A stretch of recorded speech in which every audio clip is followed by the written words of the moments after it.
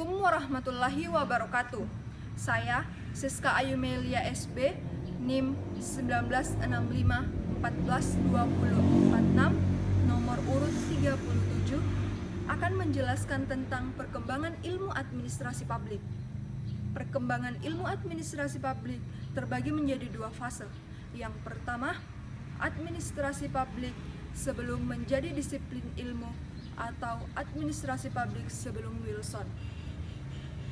Pemikiran Confucius sudah mengenal administrasi publik, di mana salah satu prinsip yang telah disampaikan harus memiliki moralitas yang baik, atau pihak yang memerintah harus memberikan contoh yang baik. Yang kedua, perkembangan ilmu administrasi publik sebagai disiplin ilmu. Pada perkembangan administrasi sebagai disiplin ilmu mengalami beberapa proses pergantian cara pandang. Menurut Nicholas Henry, Public Administration dan Public Affairs menyatakan terdapat krisis definisi administrasi dalam administrasi negara, dan lebih jauh Henry menyarankan bahwa pemahaman administrasi bisa dipahami melalui paradigma. Henry mengutip pendapat Herbert bahwa standar disiplin ilmu mencakup lokus dan fokus. Lokus adalah letak atau kelembagaan dari administrasi yang berada, sedangkan fokus adalah sasaran spesialisasi dari bidang studi. Robert mengatakan paradigma akan dapat dimengerti dalam hubungannya lokus dan fokus. Selanjutnya, perkembangan paradigma dalam administrasi negara. Yang pertama, paradigma pertama, yaitu dalam paradigma ini dikenal dengan paradigma dikotomi politik dan administrasi dari tahun 1900 sampai tahun 1926.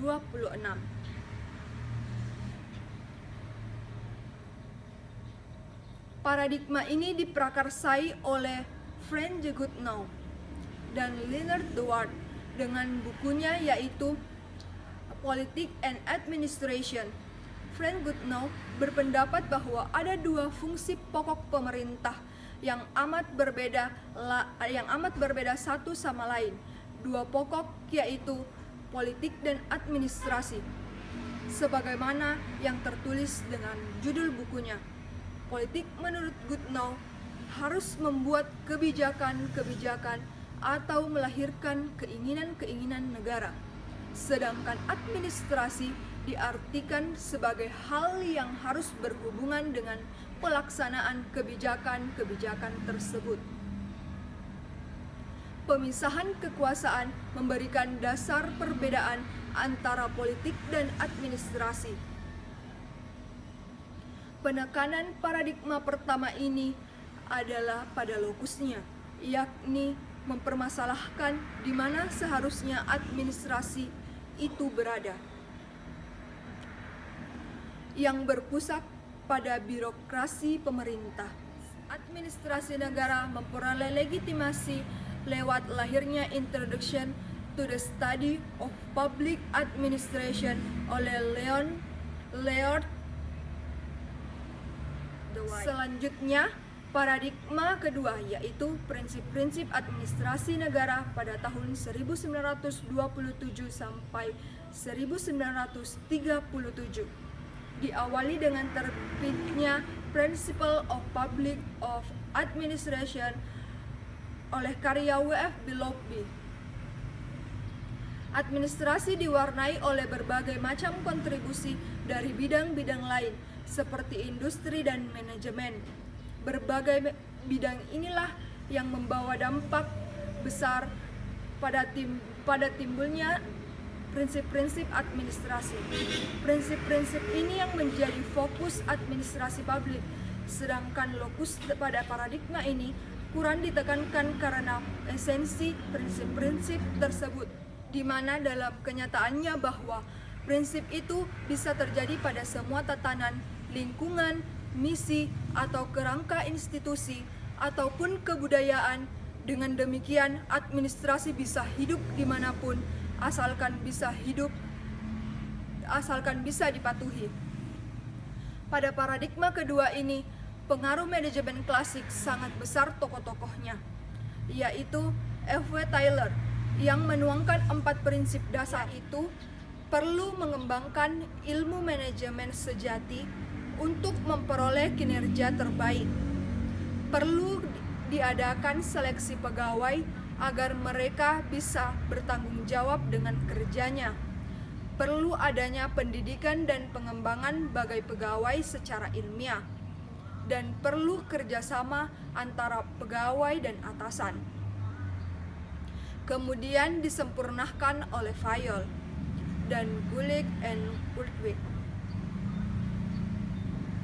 Paradigma ketiga, yaitu administrasi negara sebagai ilmu politik pada tahun 1950 sampai 1970.